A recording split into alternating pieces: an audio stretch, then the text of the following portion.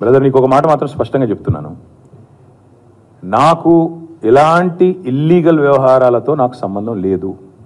Phone tapping అని చెప్పి leak వీరుడు రేవంత్ రెడ్డి గారు పాపం డైరెక్ట్గా ప్రెస్ కాన్ఫరెన్స్ పెట్టే దమ్ము లేదు, డైరెక్ట్గా ఆధారాలు ప్రజల ముందు పెట్టే దమ్ము లేదు, ఏముందో విషయం ఎవరికి తెలియదు. పోలీస్ రిమాండ్లో ఉన్న వాళ్ళకి కూడా ఫోన్లకు వెళ్ళి మీకు లీకులు వస్తాయి. ఈయన లీకు వీరుడు. మరి లీకు వీరుడు ఏదో కష్టపడి నా క్యారెక్టర్ అసాసినేషన్ చేయాలనే ప్రయత్నంలో చాలా బలంగా ఉన్నాడు. ఎవరో హీరోయిన్లను నేను బెదిరించిన అంటది ఆ మంత్రి. ఆమెకు నెత్తుందా లేదా నాకు తెలియదు. నాకు అంత కర్మ ఏంది, నాకు ఈ దిక్కుమాలిన పనులు చేయాల్సిన పరిస్థితి ఏంది, నాకు ఎలాంటి ఫోన్ ట్యాపింగ్ వ్యవహారంతో నాకు ఎలాంటి సంబంధము లేదు. ఈ అడ్డమైన మాటలు ఎవరైనా మాట్లాడితే, చెత్త మాటలు ఎవరైనా మాట్లాడితే వారు మంత్రి అయినా ముఖ్యమంత్రి అయినా తాట తీస్తాము, లీగల్గానే చూసుకుంటాం. తాట తీస్తామంటే మళ్ళీ మీరు ఇదే యూట్యూబ్లో తమ్మునీళ్ళు పెట్టి తాట తీస్తామన్నాడు ఈయనకు అహంకారం ఎక్కువ అని చూపెట్టకూరి. అదే వినండి తొందరపడకండి. తప్పకుండా లీగల్గానే ఎదుర్కొంటాం, న్యాయపరంగానే ఎదుర్కొంటాం. మాకు ఎవరిని బెదిరించాల్సిన అవసరం కానీ ఎవరిని ట్యాపింగ్ చేయాల్సిన అవసరం కానీ లేదు. కానీ దయచేసి మీడియా మిత్రులు నేను కూడా కొడతా ఉన్నా, 2014లో మా ప్రభుత్వం వచ్చింది. మా ప్రభుత్వం రాకంటే ముందు కాంగ్రెస్ ప్రభుత్వం 10 ఏళ్ళు ఉంది. ఆనాడు కాంగ్రెస్ ప్రభుత్వంలో దయచేసి ఇది గుర్తుపెట్టుకోండి, రాయండి, మీరు కావాలంటే మీ ఆర్కైవ్స్లోంచి తీయండి. ఆనాడు కిరణ్ కుమార్ రెడ్డి గారు 2011లో ముఖ్యమంత్రిగా ఉన్నప్పుడు మేము ఆరోపణలు చేయాల. కాంగ్రెస్ ఎంపీలు ఆనాడు ఈరోజు కాంగ్రెస్ ప్రభుత్వంలో మంత్రులుగా ఉన్నవాళ్ళు, ఎమ్మెల్యేలుగా ఉన్నవాళ్ళు, కోమటిరెడ్డి రాజగోపాల్ రెడ్డి, డాక్టర్ గడ్డం వివేక్, అదేవిధంగా పొన్నం ప్రభాకర్ గారు ఈరోజు మంత్రి. వీళ్ళు ముగ్గురు ఆనాడు ఆరోపణ చేసినారు. సుఖేందర్ రెడ్డి గారు కూడా ఉన్నారు అనుకుంటా. అప్పుడు మా ఫోన్లను ట్యాపింగ్ చేస్తున్నాడు కిరణ్ కుమార్ రెడ్డి, తెలంగాణ కాంగ్రెస్ ఎంపీల ఫోన్లను ట్యాపింగ్ చేస్తున్నాడు కిరణ్ కుమార్ రెడ్డి అని చెప్పి ఆనాడు కాంగ్రెస్ ఎంపీలు అప్పటి కాంగ్రెస్ ప్రభుత్వం మీద ఆరోపణ చేశారు. సరే, ఆ తర్వాత ముఖ్యమంత్రి గారు నేను చేయట్లేదు అన్నాడు, అది వేరే విషయం. నేను రేవంత్ రెడ్డి గారిని కూడా కోరుతా ఉన్నా, మీరు 2014 నుంచి ఎందుకు, అంతకుముందు మీ వాళ్ళే ఆరోపణ చేశారు కదా, 2004 నుంచి తీయండి. ఫోన్ ట్యాపింగ్ ఏమేమి జరిగింది, ఎక్కడెక్కడ జరిగింది, 2004 నుంచి ఏమేమి కుంభకోణాలు జరిగినాయి, లంబకోణాలు జరిగినాయి అన్ని తీయండి.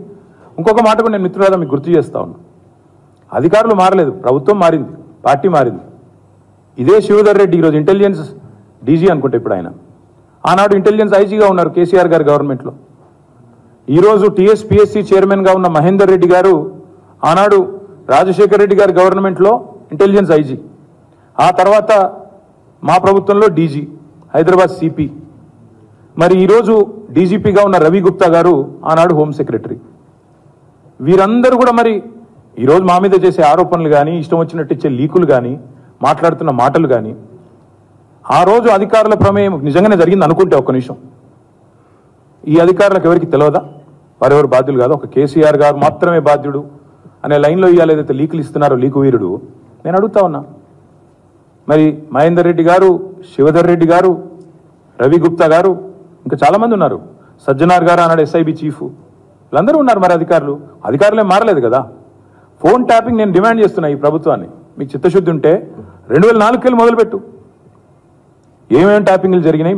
నేను నా ఆరోపణ కాదు కదా, ఈరోజు నీ ప్రభుత్వంలో నీ పక్కన కూర్చున్న పొన్నం ప్రభాకర్ గారే ఆ రోజు ఆరోపణ చేసిండ్రు.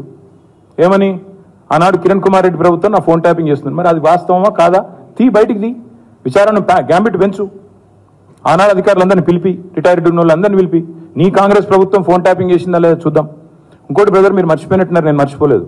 నాకే ఐఫోన్ వాళ్ళు, యాపిల్ వాళ్ళు మెసేజ్ పంపినారు, నీ ఫోన్ సర్వేలెన్స్లో ఉంది అంటే. నేను దాని స్క్రీన్ షాట్ కూడా మీరు చూసుకోండి కావాలంటే, ట్విట్టర్లో అప్పుడే పెట్టినా. నా ఒక్కడికే రాలేదు, అసదుద్దీన్ ఓవైసీకి వచ్చింది, ఇంకా కొంతమంది మిత్రులకు ఇక్కడ తెలంగాణలో కూడా, మీ ఫోన్లు సర్వేలెన్స్లో ఉన్నాయి, జాగ్రత్త, మీ ఫోను హ్యాక్ అయింది అని నాకు 2022లోనో 2023లోనో వస్తే నేను బయట కూడా పెట్టినది.